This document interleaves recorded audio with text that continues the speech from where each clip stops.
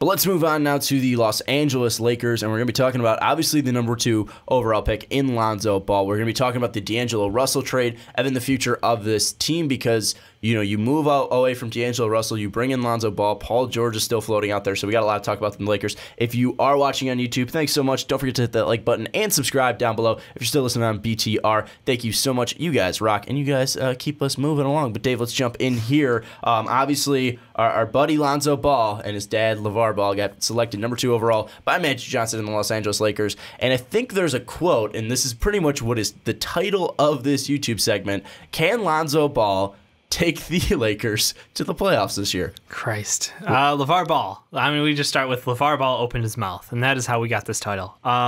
So this is immediately after Lonzo was drafted. Of course, we're not going to talk to Lonzo. We're going to talk to LeVar.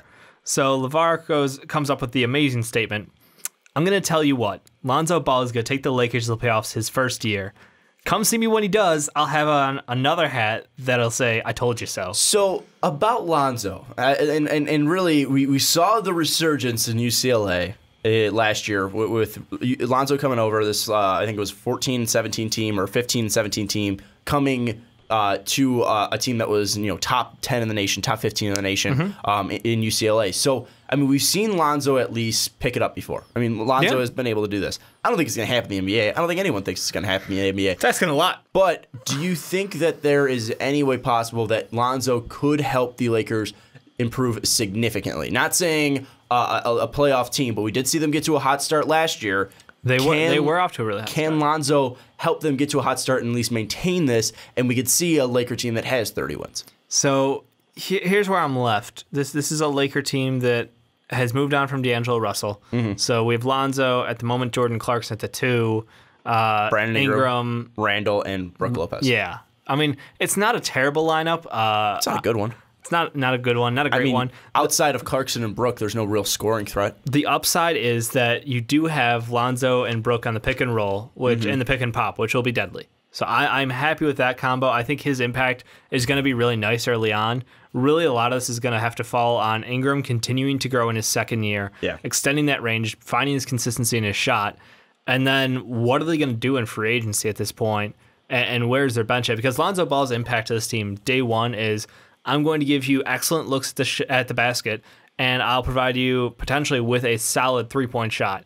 And I say potentially because, again, he hits it, the shot's wonky, he's efficient. It's slow, and it's low. It's efficient, it just looks terrible. Yeah. And potentially could be a problem at the NBA level. Yeah, and the one thing, too, with Lonzo, I mean, at least it seemed like his teammates liked him. Yeah, I mean, that's the thing is, so the thing nobody has a problem with Lonzo. They have a problem with Lonzo's father. But what I want to bring up is that you look at the tweets from not only Ben Simmons and Joel Embiid, which I think you have pulled up. I do. Happy to read those for you. Maybe it's something where Lonzo can win over his teammates, and maybe Lonzo can help bring stars or free agents to LA. I mean, because they like him as a team player. But he does bring in a negative aura. I mean, he does bring in something that other teams are going to like. A little bit extra drama, and a little bit extra something on the side. I mean, Ben Simmons and Joel Embiid are already tweeting about him. Yeah, and Ben Simmons' first reaction to hearing LeVar and Lonzo on air was crazy pills, talking about just in general. Just LeVar in general. Just LeVar in general. And then Embiid followed up with, please dunk on him so hard that his daddy runs on the court to save him. Which, I'm sorry, at this point, that's the best we're going to get out of NBA, shit talking. Because on the court, I feel like everybody's buddy-buddy. There's no hardcore rivalries, really. Because unless you're in a deep playoff series, you don't really hate anyone like Draymond levels. But also, it's fun that the shit talking's coming from the young guys, and especially the fact that Ben Simmons hasn't played a game and Joel Embiid's played 30 in 3 years. And literally, Lonzo and Ben Simmons have the same NBA game count. So, but still, I mean, do you think that Lonzo can win over his teammates and can still be a positive aspect on this Laker team? Because Lonzo's never seemed to be a problem. It just seems to be his dad to be a problem. So do you think LeVar might cause some problems at all in LA? Or do you think that you saw no problems come at UCLA, or at least during his time at UCLA, so it won't happen in LA? I think Lonzo will be fine on his own playing for this Lakers team. I think LeVar will probably still be very public with his commentary. I don't know how much of that will affect Lonzo or his teammates' reaction around him. I think most team knows what parents are parents. Period.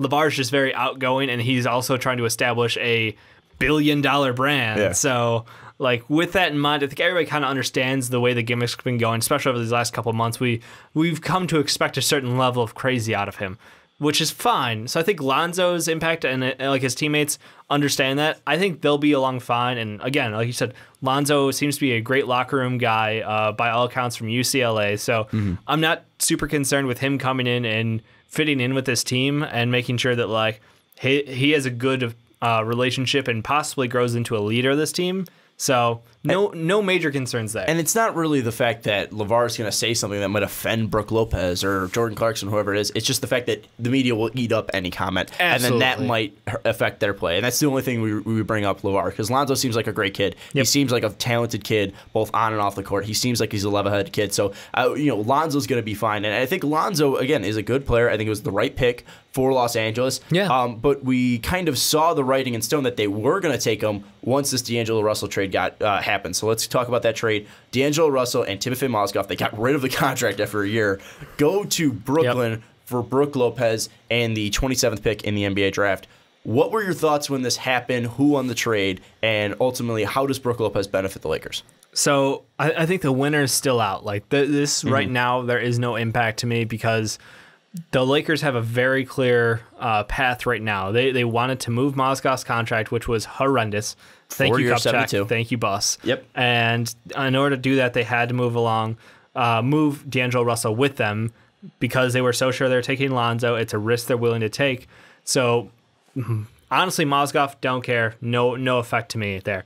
But D'Angelo Russell's a kid who 21 years overly old, criticized. Was just the second overall pick. Yeah, I think overly criticized, decent performer, and I think that he will have a lot of fun in Brooklyn. I think that they really have a good young group between him and LeVert coming up right now. I think that's a fantastic backcourt pairing, and he'll have the ball in his hands a ton. So like he's gonna love it. He's gonna be one of the highest usage players I think probably this upcoming year.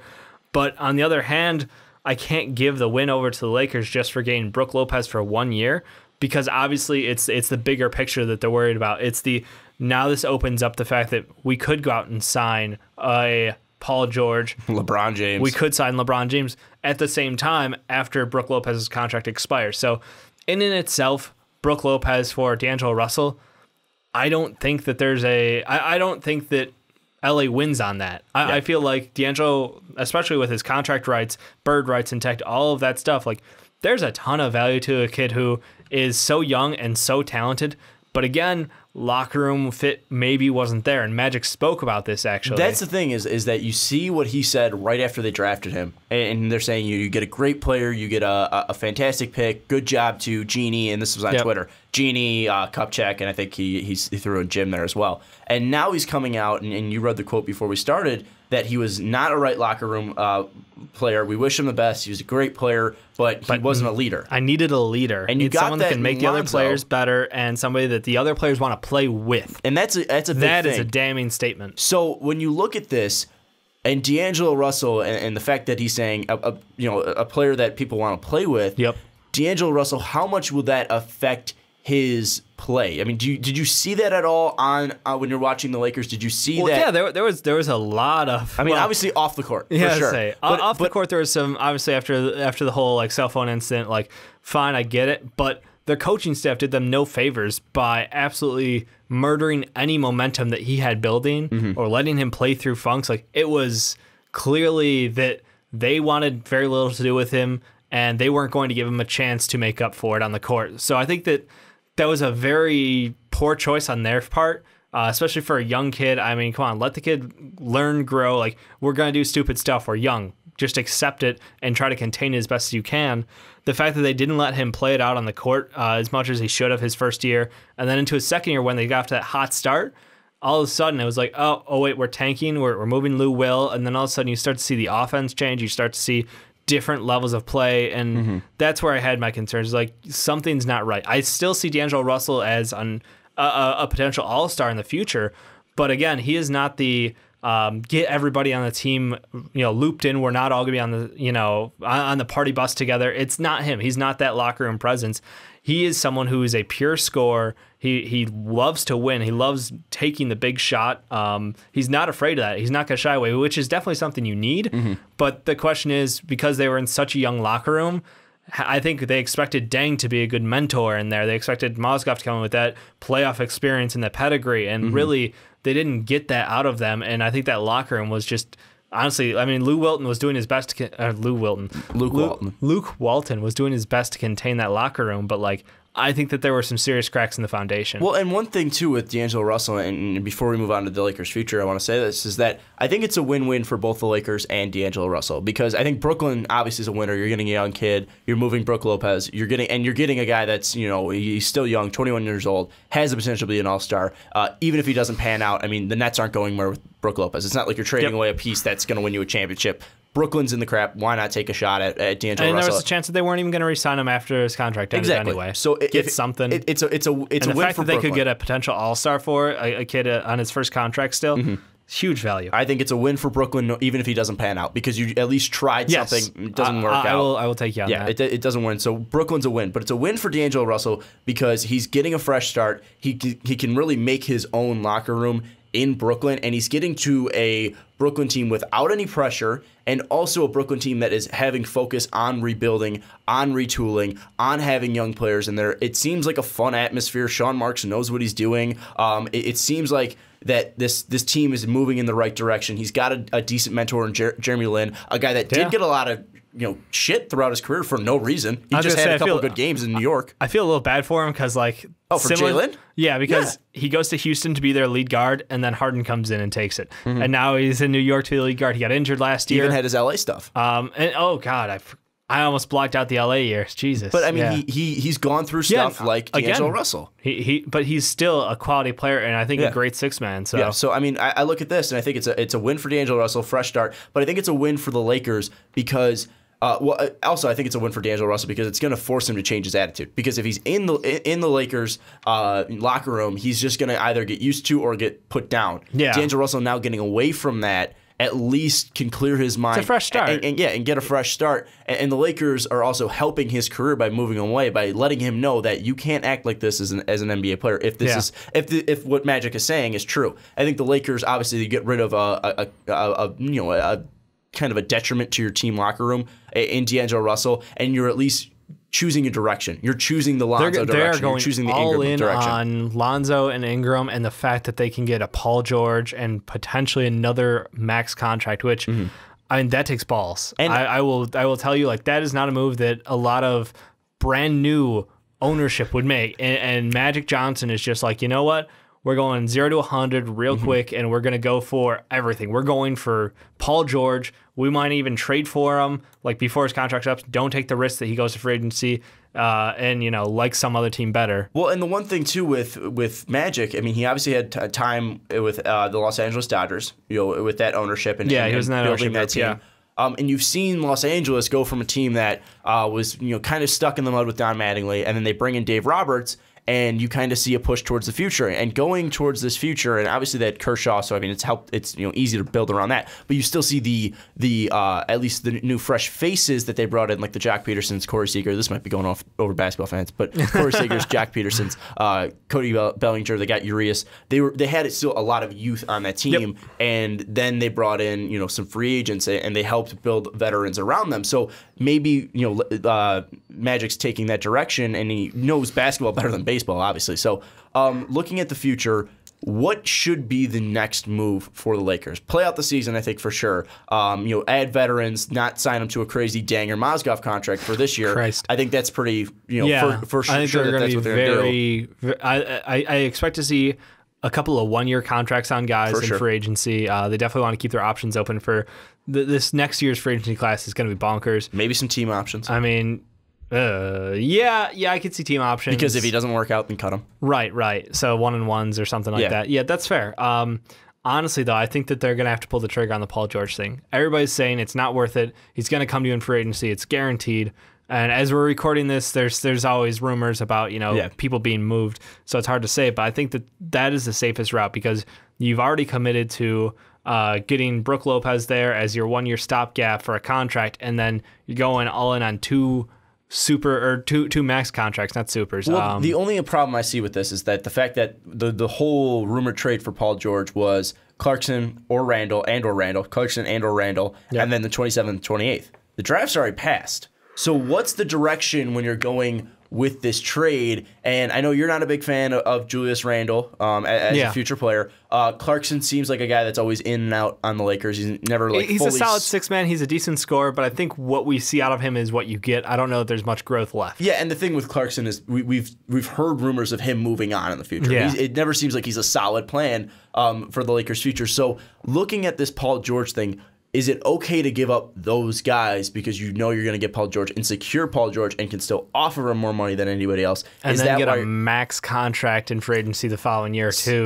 LeBron James maybe, so that's why someone else. So that's why you think it's worth it, is because you're not probably giving up that much? Yeah, I think you have to, because there's no way you're going to hit up both LeBron James and Paul George in free agency and be able to be like, no, we promise. Like, I know the LeBron James Chris Bosh thing, that was a once in a lifetime kind of like, hey, where you go, I go, we're gonna pair up, this is gonna work out great thing. I think this is more of a LeBron needs to see a future, because nobody wants to go over to the West and get smashed every year by the Warriors. So you have to show him that, look, we already set up ourselves. We've got, Lonzo Ball, we've got Paul George, we have Ingram. That is our future. You come in and we're instantly the number 2 team in the West. We're the number 1, They could be the number 1, number 2, number 3. I mean, it depends what the Spurs do. It depends on what the Warriors do. Yeah, I mean, so I think a lot of it is still in the air, but showing that, that's the most magic move I can think at this point, because, like I said, he's an all-in guy. In my mind right now, he will do whatever it takes to make sure this team succeeds, and it succeeds soon. And there's one thing to say with the Western Conference is that, yes, you have this huge blockade in the Warriors, but you look at what's happening with the Spurs. Obviously, they're still out there. We haven't seen what free agents happening. I mean, that could bring a CP3, whoever that brings. But you look at the Clippers. I mean, CP3 just opted out. Blake just opted out. I mean, these guys aren't for sure certain on this team, so you can see those guys falling. It's open for the Lakers to be a top 3 team. Absolutely. Not this year. This isn't going to be LeVar Ball and saying the Lakers are making the playoffs this year. But the option is open that the Lakers can be a team of the future. Final things I want to talk about. Paul George is most likely going to happen. They're going to bring a superstar in anyway. I think Magic might give up a hand to do it. Yeah. I think he's going to get somebody in here, whether it kills him or not. But looking at this team as it's built right now, there's 7 players I want to talk about. Lonzo, Clarkson, Ingram, Randall, Brook, and then 2 of their draft picks. Josh Hart, which was fantastic. Yeah, I think love that pick. Yeah, huge fan. A backup to Lonzo can also fill in for Clarkson. If Clarkson gets traded, you could plug and play Josh Hart at the 1 or 2, and it'll work. And then also Thomas Bryant, the guy out of Indiana, the sophomore out of Indiana, a guy that could have been a number 1 pick, went back. Number 1, first round pick. First round pick. Thank you. My bad, not number 1. Thomas Bryant over Ben Simmons. Could have been a first round pick last year. Went back to school, had a very underperforming year. Indiana underperformed in just general. So looking at those 7, do you see any guys that are for sure gone, and do you see any guys for sure that are going to be staying? I mean, really, can I say that Clarkson, Randall, and Brook are gone in the near future? Those are the 3 highest chances. Yeah, guarantee. Brook is only going to stay if they can't find another max to pair with Paul George. Like that is the worst backup option. And that's not even that bad, but that's not going to put you over the top. Do you think he's a good 3 option? As a 3, sure. As a championship 3. Brook Lopez is your 3. I don't feel super confident about it. Is it the way that I'm phrasing it? I mean, you're inflecting a little bit there heavily. As your 3. Well, but then also, I mean, you have to look. But you have a 5 who can space the floor out to the 3-point range. That has value. The one knock on him is that he doesn't get you boards, and his defense down low is suspect at times. So, I mean, if you have a 4 to compensate for that, I think that you can make that work. I don't think that that's the end of the world. But I mean, yeah, he's on the short list. Yeah. Anyways, are you buying into LeVar Ball saying that the Lakers will be making the playoffs this year? I've got a question for you, actually, Sean, before we wrap this up. Do you feel like going after Josh Hart instead of going for someone like a Frank Jackson and roll the dice on a freshman, with a little bit of injury question, but still the upside is there? I mean, and the same thing going with their 2nd pick in the 2nd round. I mean, it's just, do you feel like they're going after guys who are established players because they think their timeline is so much shorter? Well, but I don't know about so much shorter, but I think you go Josh Hart over Frank Jackson because I think he was a better player than Frank Jackson. He was a better player this year. Yes, I think. I just think in general. I just think I don't see that much of Frank Jackson. I don't know why he came out. I think he was going to be. I think he was do better with another year at Duke. And I didn't see that much out of him that I was like, yeah, I'd take Frank Jackson in the first round. But you look at Josh Hart again, another leader. I think that's something that was big. Locker room guy. He's a veteran Magic. Player to his own team. You also look at Thomas Bryant, a guy that led the Hoosiers. I mean, he wasn't like a great player that was going to help them, but when OG went out, Thomas Bryant had to step up. Yeah. When Tom Crean was constantly in firing rumors and constantly being dragged through the mud because his team was underperforming, even though they were hurt, Thomas Bryant was there. Thomas Bryant was still, at least the guy on Indiana that they would go to. He wasn't a guy that was stepping up big, but he still has that kind of, I was brought through the mud. I was brought through, everything to get here. He still has that kind of wear and tear on him. So I like the 2 picks of Josh Hart and Thomas Bryant. I don't know if Thomas Bryant's going to be anything special in the NBA when it comes to skill. I think Josh Hart does have that ability. I think that Josh Hart, you have a future bench player. Obviously, he's our Malcolm Brogdon Award winner, too. Something credit due. I think he's better than Malcolm Brogdon, to be honest. My question there is, are they going to regret, because Hartenstein was picked 1 after Thomas Bryant, and Frank Jackson was the next point guard after? I think with a Hartenstein, I just see those 2 guys. I think that's potentially having that regret for not taking those 2 guys. I think you can agree with the Hartenstein thing, but I think the reason why you go, I think you said that for the Bryant one, where he is more on the timeline for we're going to excel. Bryant's he could more contribute on the timeline right away. Yeah, he can contribute closer to Hartenstein. That's going to be a draft and stash. That's the one thing. The only thing I also worry about too is where is Thomas Bryant's minutes going to come from? Because Zubac is still there. He's so good, too. And he's going to be backing up Brook. I think that's a great player to learn from. But I would say Brook, Zubac, and then Bryant. And I don't see really Bryant as a power forward. So I think ultimately, I think the timeline plays in for the Bryant pick. I think the Josh Hart was just the reason why you go with him is because he's a better player. So that's the reason why you go there. But anyways, again, if you believe in the LeVar Ball comments that they are going to make the playoffs, tell us in the comments down below. If you're a sane person, like this video, because then we'll get a ton of likes. Hey. We're smart here with our marketing. Anyways,